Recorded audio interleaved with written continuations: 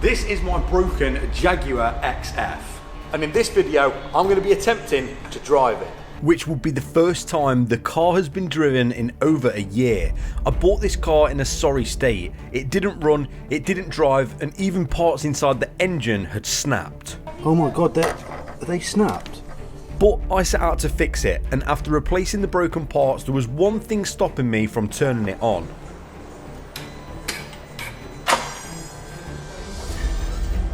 The only thing going to be stopping us turning this over is that starter motor. That's that knackered. But now I've had that starter motor refurbished and it's even better than new. So hopefully we can actually start this car. And that is exactly what this is. This is my original starter motor, but it has been fully refurbished inside and out. And this thing looks even better than brand new. So I'm hoping we can get this back in the car and it'll actually turn on. And if it does, we can rebuild the entire thing and hopefully get it back on the road today. First job is to reinstall the starter motor, and we're hoping once this is on, the car should fire straight up. This lives up here, so it's going to be pretty hard to film, but I'm going to get this reinstalled with these two bolts, plug it back in, and I think we're going to go for a fire up.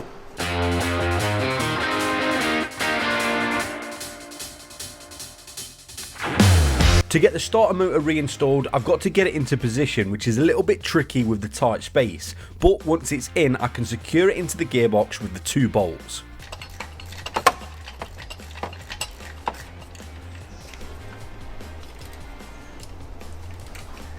And that's one starter motor back in. Now all I've got to do is find out where it plugs in, and I think it's this one here that goes up to the starter motor if it reaches. I don't know half of where some of this stuff came from, but I think that does clip in to the starter motor, and all that's left now is a ground wire. And when I find it, I can put it on the starter, and I think we should be able to turn the car, well, find out if it turns on or if it doesn't, and if it does turn on, find out if there's any further work actually needed. All being well, it turns on and happy days, but this is a Jaguar and anything can happen at this point. And now I've got the starter motor plugged back into the wiring harness. All I've got to do is reconnect the live wire going to the starter. This wire comes directly from the battery, so it can get the full potential of all that power to turn the engine on. And that is the starter motor fully reinstalled. Hopefully it was the starter motor that was faulty, because if this car doesn't turn on now, then we've got to do a bit more diagnosing to find out why it's not starting. But I can now lower the car and it's time to actually try it. One job we've got to do before we actually start it is reinstall the battery, because it went flat. We've had it on charge and we're hoping that it's got enough power to now start the car. The batteries are in the boot on these cars, so we'll get it reinstalled and then turn it on. So far, for me to buy this Jaguar and all of the parts to fix it, it has cost £6,842.02. So if this engine doesn't start, or if it does and it goes wrong, it's going to be a pretty costly mistake. Okay, so before we go for the full turn on and see if it actually runs, at the moment we've got the injectors unplugged because we want to just build some oil pressure in the system, and also just to make sure that there's no horrible noises or anything is going to go wrong and take the rest of the engine with it. So that's it, isn't it? Just turn it on. Let's just do it. Let's do it. This is a big moment. Okay, the ignition's on. I'm going to put my foot on the brake and we're just going to go for it.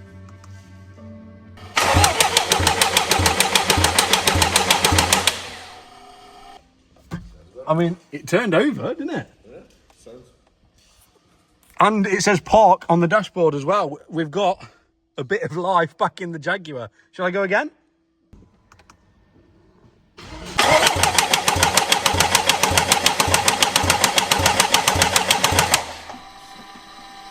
We're going to do one more. Now, what we're hoping for on the next one is that little clicking noise to go away. When we were actually turning the engine over by hand, if you remember in the last video, there was the clicking noise. Pulley on the back.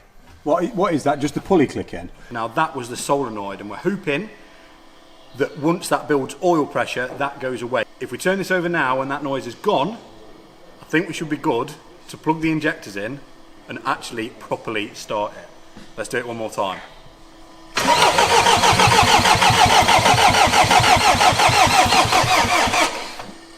There's no clicking noise. Right, let's get the injectors back in. The last job to do for me is to plug in the cam position sensors, then the 4 injectors, and all I can do now is just cross my fingers and pray. That's that back in. It should fire. This should start up. I know we're going to have loads of fault codes on the dashboard because a lot of things are still unplugged, but we just want to know if it runs before we put everything back together. Of course, we've got to get the DPF back on, we've got to get all the intakes on, a couple of oil coolers, the intercooler, there's loads of stuff to go back on, but we want to know if it runs. Last check is oil, and we're turning it on. This is the final check, just to make sure we do have plenty of oil in it, which we do, and actually it started to go fairly brown, which is a good sign. That means all the gunge and stuff is working its way out. Of course, we're going to drop that oil, but this is the moment. The last time this car ran, a sprocket exploded and it snapped 16 of the rocker arms. We've retimed the engine, I've replaced all of the broken parts, and I'm about to find out if this engine has made it. Here we go. Here we go. I'm actually really nervous. There's a lot there's a lot on this, isn't there? There's a lot of time. There's a lot of time on this, and if it goes wrong, where do I go in the series? Right, let's just do it. Let's just do it. Are we ready?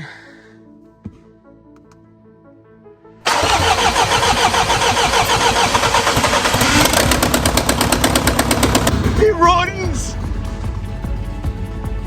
Yes! It runs! And I mean, it sounds like a tractor.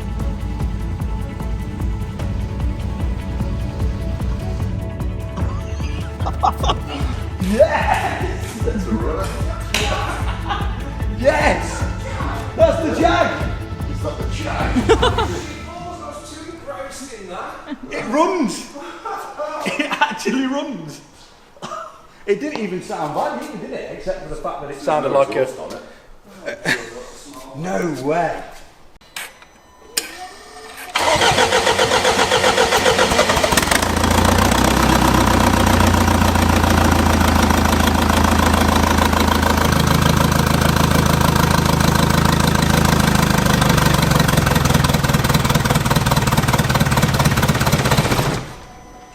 This Jaguar, I can honestly say, was the biggest risk I've ever taken since I've started this YouTube channel. Not only financially, but also this isn't a target car for my audience, but I wanted to take something on that wasn't exactly comfortable to deal with. And I think this one somehow has paid off after all of that work. What a result that was. The Jaguar is alive after all of that. I'm still in a little bit of shock, but I guess having a bit of faith from the start is what's got us to where we are. Now all we've got to do is put everything back together. The rest of the gearbox bolts, we've got loads of sensors, we've got the prop shaft to go on, we've got the exhaust to go on, we've got the DPF to go on, and loads of other bits. So I guess it's time for the big rebuild, and at the end of this we should be able to drive it. Let's rebuild it.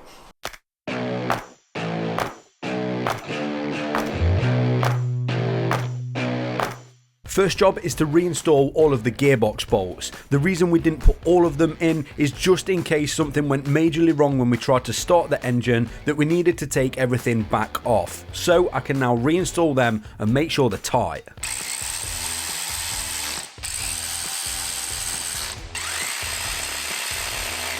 While I'm underneath the car, there's also 3 little 10mm bolts holding in the timing cover that I forgot to put in the last video, so I'm going to get them back into position and tighten them up. Now I can drop the car, get into the engine bay and reinstall that last gearbox bolt. This one is a little bit awkward to get to on the back of the engine, but luckily I managed to get it in and get it tightened. And that is the gearbox fully reinstalled with all the bolts nice and snug. On to the next job. The next job is to reinstall the charge cooler. These don't actually have intercoolers, they have something called a charge cooler, which coolant comes into, the air goes through, and the coolant cools the air as it is going through. So we've got a bracket here, this should fit down onto the car, just under here, and then we fit the charge cooler to the bracket. So that is the next job. And with the tight room that I was given to work with, this bracket became one of the most awkward jobs I've ever had to do on a car. Half of it had to go to the other side of the auxiliary belt, which meant that when I had to line the 4 bolts up on the front, it became virtually impossible to see where I was lining it up to. So after a lot of wrestling and a lot of struggle, I managed to actually get it in place and bolt it up.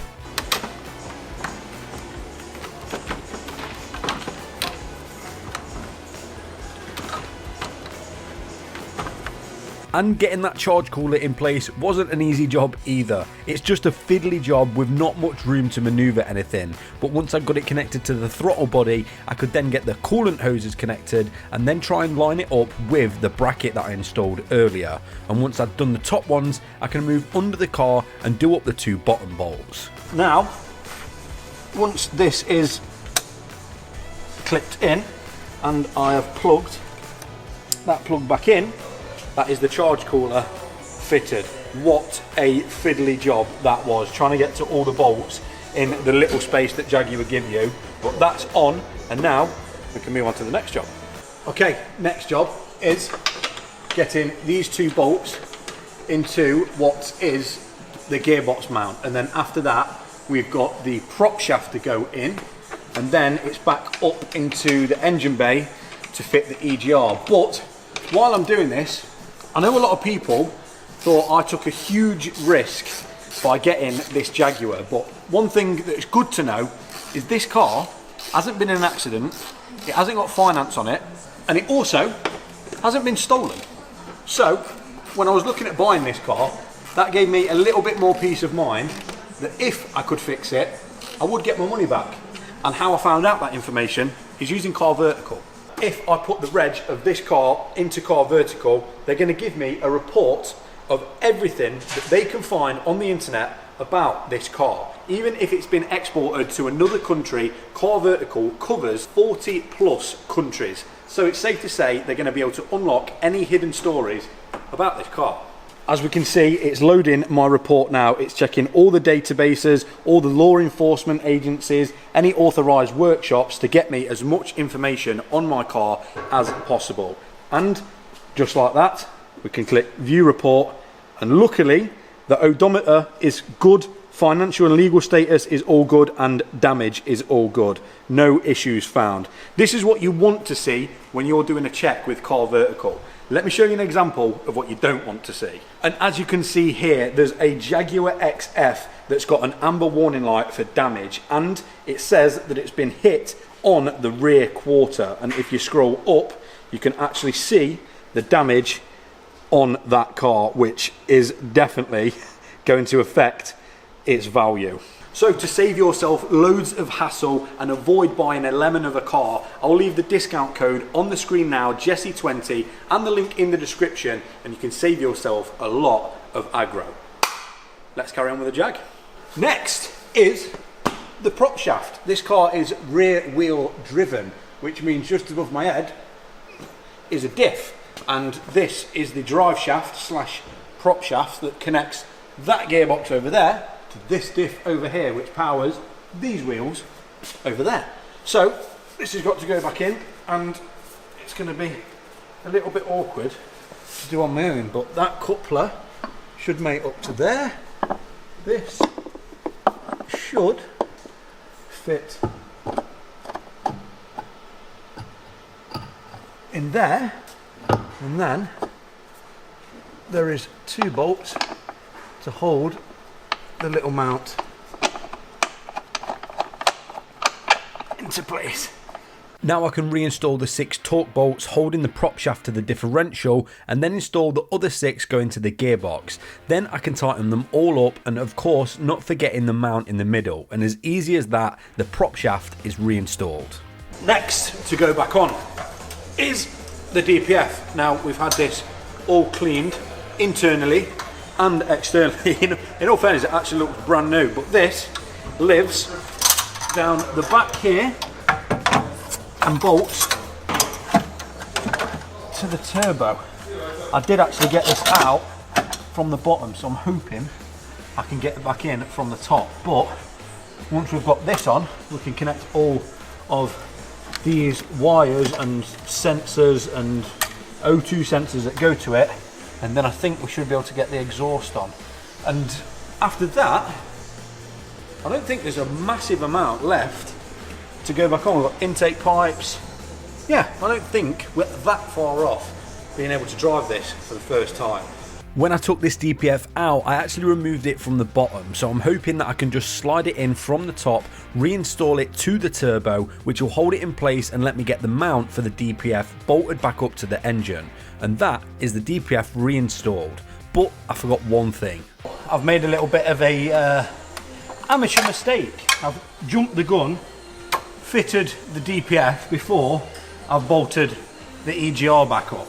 So now I'm having to sit on the engine bay and try and get all the way down the back of the engine just to get this EGR pipe back where it should be, and it's proving a lot more difficult than it looks. But once we've done that, I'm going to bolt the DPF back in, and then we've got to figure out where all this mess belongs. Jaguar make this so complicated. Well, not even complicated, it's actually quite easy, but access to everything is the complicated part. There's just, like for a 2 litre engine and how big this car is, you'd expect there to be loads of room in the engine bay, and there just isn't. There's no room to actually do anything, but it's only a 2 litre engine. Look at the size of the bonnet. And what made things even worse is the last 3 years of my life I've decided to abuse the fact that I can just order a takeaway straight to my house, which made this job even harder.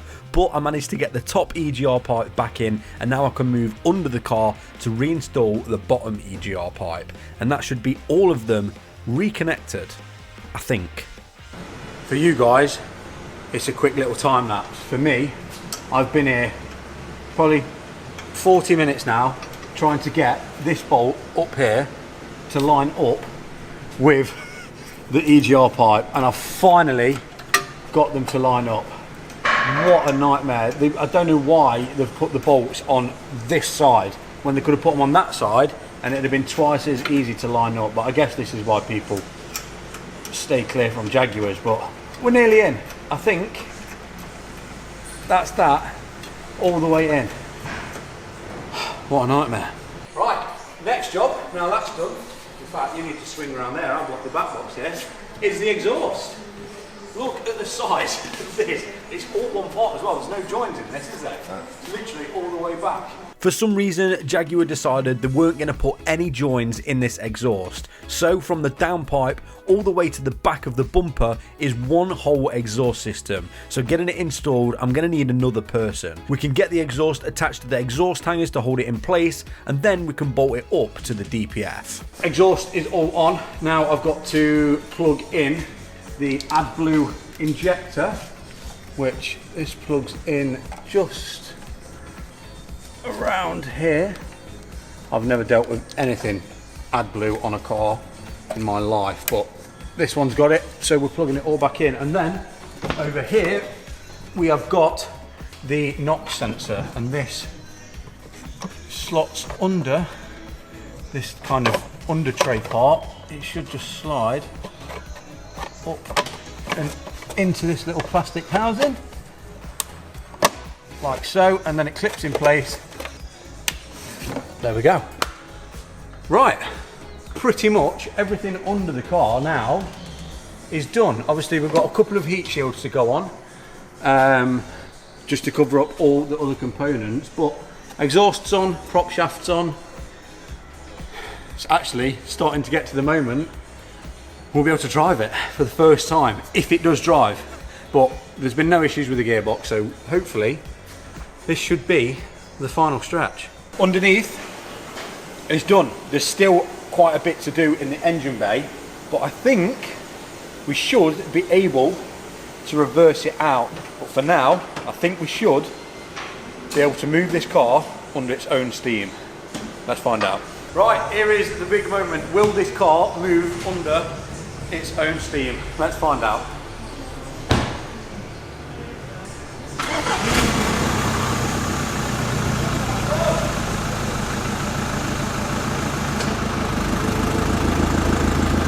This is moving! After all of that hard work, blood, sweat and tears, finally the Jaguar is actually pulling its own weight. The smoke is simply because I haven't got the O2 sensor plugged into the DPF, and of course the car is in limp mode because half of the sensors aren't even plugged in. But the Jaguar is actually reversing itself out of the garage. What a result. Oh my god!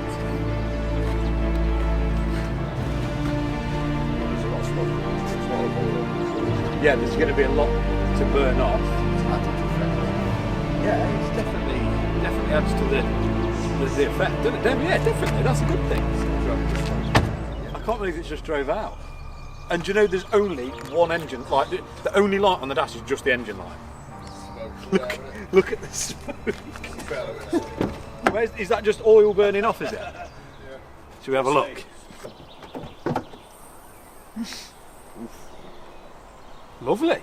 Got no lambda sensor in there, Jess. That's why you're blowing smoke out of here. Oh, there you go.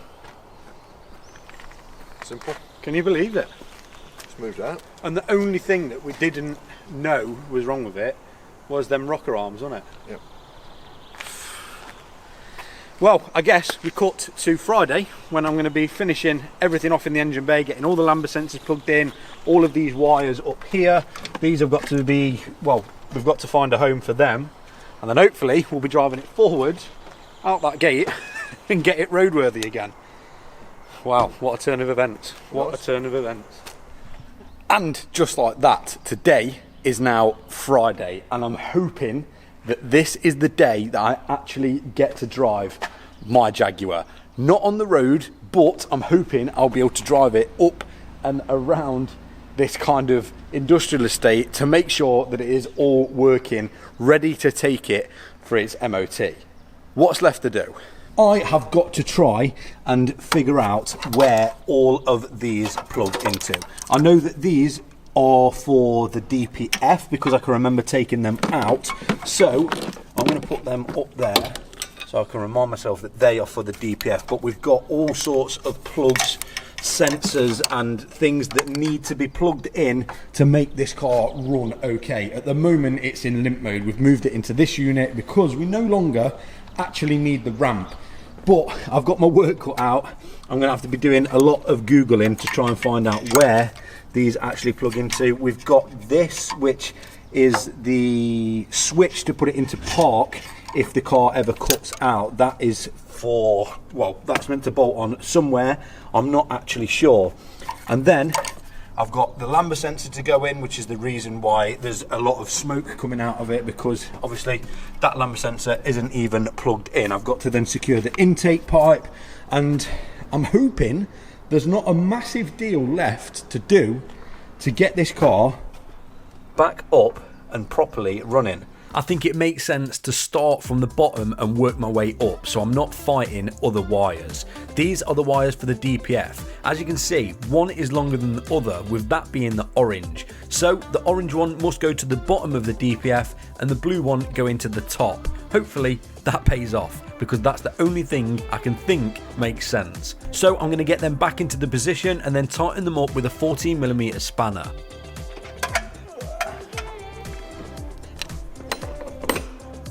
Next job, we have this cable just here. This goes all the way down to the very back of the gearbox, and what this cable is for is if you lose power to the car and you need it to still roll, what this cable actually allows you to do is to put the car into neutral. With this being an automatic gearbox, obviously you can't just put the clutch down and wiggle it into neutral. You need something to be able to bypass the park. So that is what this cable is for, and it routes underneath these two wires and then is held in place with a bolt onto the inlet manifold like that. So if you do own one of these engines and you ever need to get it out of park and roll it, this is what this cable is for, and I'm going to attach it with this bolt, and that will be that sorted. So when it breaks down again,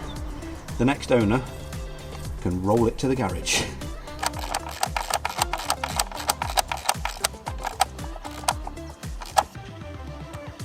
Let's just hope that this car never loses power on a hill, because with that being at the front of the car, you're going to have to let this car go into neutral while you stood in front of it.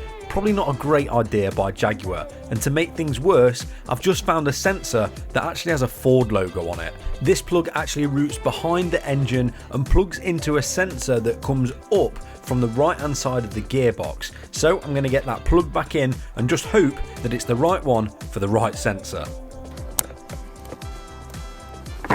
Next is the O2 sensor that goes just up here next to the turbo. I'm going to get this in place, and then this bracket actually attaches to the back of the cam cover. So I'm going to undo these two bolts here and they attach the bracket down the back, and then of course I can plug these two hoses into the DPF itself down the back here. We're getting there now. There's only a few more sensors to work out where they go, and then I'm hoping we should be able to drive it.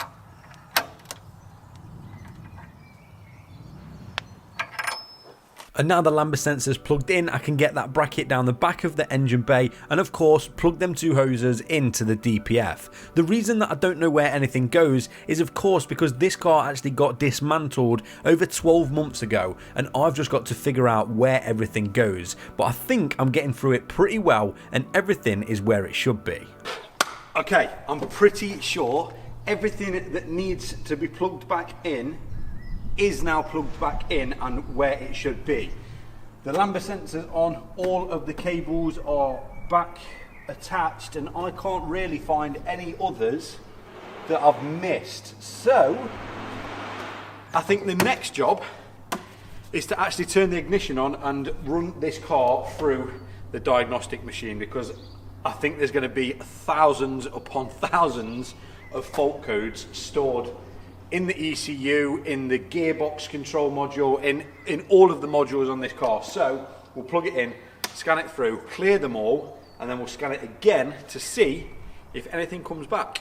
And as expected, once we'd done a full system scan, there was actually 75 fault codes. Well, no surprise there.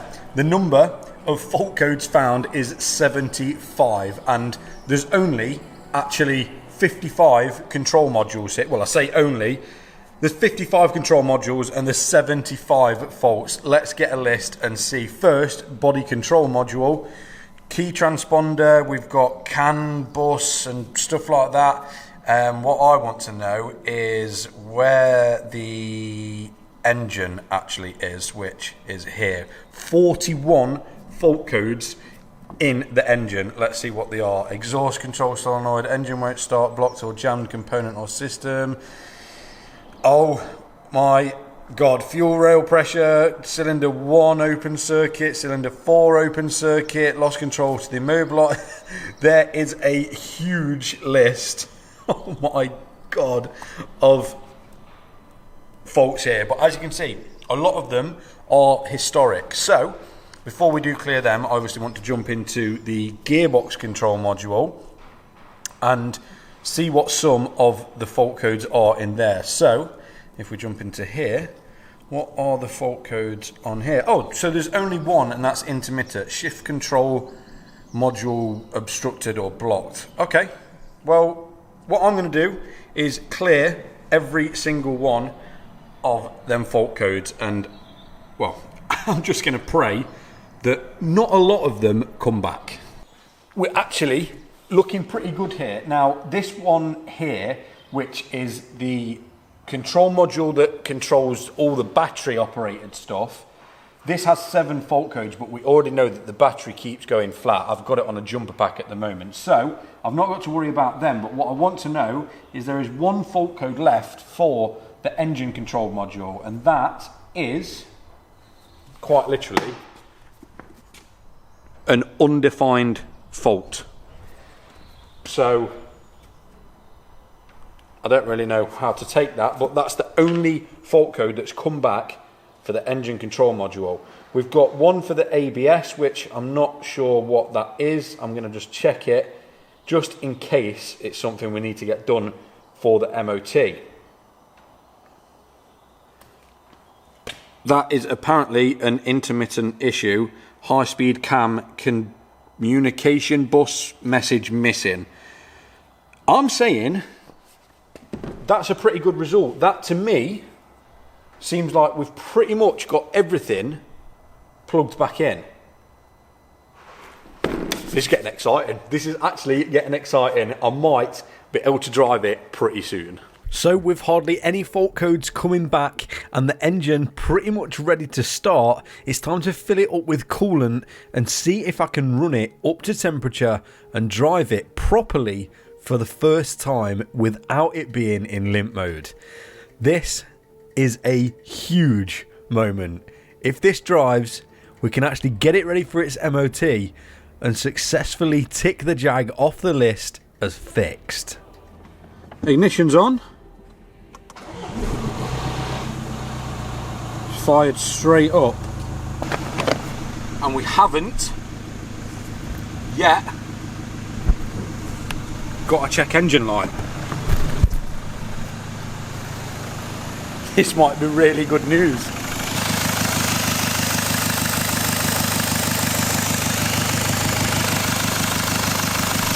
There seems to be some sort of hissing noise. I don't know where that's coming from, but it's alive.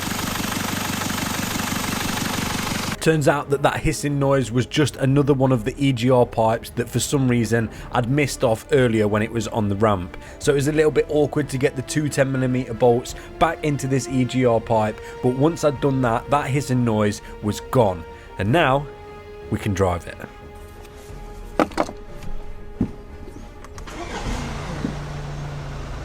That sounds a lot better.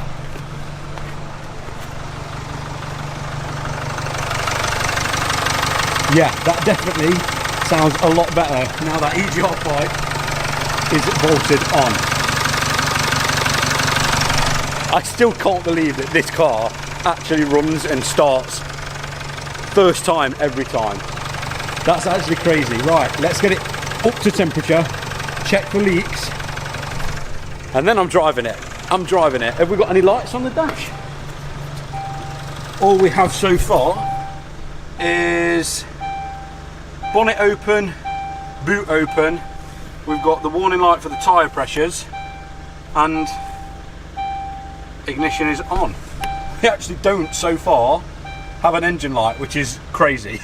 I'm just going to do my final checks, make sure that there's no coolant leaking out of anywhere, make sure there's no oil leaking out of anywhere, and make sure that it's not going to overheat on idle. It's also not smoking from the rear. I think we're ready. Well, it's been ticking over for a good 10 minutes now. I can't believe this one's paid off. I had my own doubts. I really did have my own doubts, especially after reading the comments when I introduced this car, but I can't believe it's back up and running. I really can't. So far we've got no coolant leaks at all. I'm just waiting for the car to get up to temperature. Also, I'm pretty sure we still don't have any engine warning lights on the dashboard, and it actually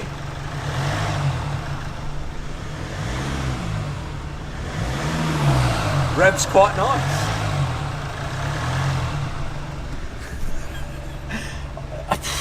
I am honestly mind blown. Honestly mind blown that we have restored this car's future literally from the grave. Check it out. Look at the interior. We've got a full touchscreen system. This flipping gear selector thing. I'm not used to this lavish lifestyle. Check me in my Jag. Listen, you ready? Sounds exactly as it should, doesn't Sounds exactly as it should. That is exactly what I thought. it? Sounds perfect, mate. I'm well happy with that. Good job. She's a runner. She's a runner. Here we go. This is the moment. Will the Jaguar actually drive? Foot on the brake, into D, handbrake off.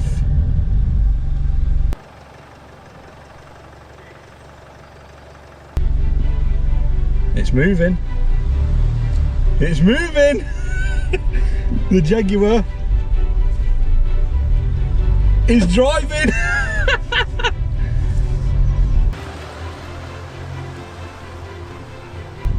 There is no way. Yes! We're driving! Oh my god, there's no way.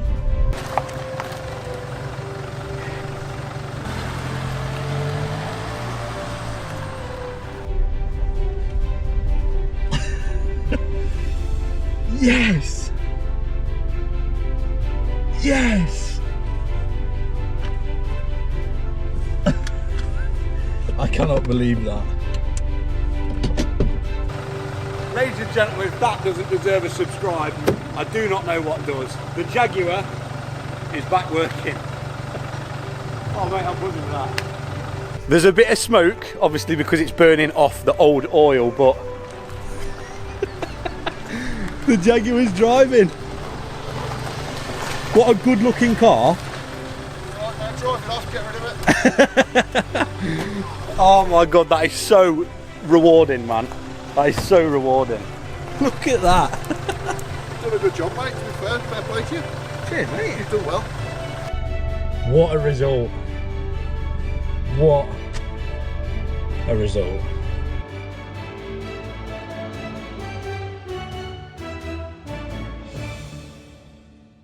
I've got to be honest, I'm pretty speechless and I am very, very happy with that result. I still have not got over the fact that this is my car and it runs and drives. I want to say a massive thank you to Road Speed for helping me out with this one and obviously letting me use their ramp, but what a result. The next step for this car is to get the tyres sorted and basically get it through its MOT. And then we've got to get it valeted, get all this horrible moss and mould off the car, and then it'll be time to either sell it, swap it, or whatever we do with it, it'll be time to move it on for the next car. Which of course for me is the most exciting part, but that'll all be in the next video. If you did enjoy this one, please remember to like, comment and subscribe. I'll see you in the next one. Peace. You wear a hat they call dad. Me, I'm the dad in a hat. You just like clubbing and clothes. Me, I like afternoon naps. 3, I be missed for the road. My oldest like counting racks. My middle one, she's in a dirt bike. My youngest is just like a mama. The mama loves me and I love her, so if she wants something, it's never a bother. 3 little ladies, my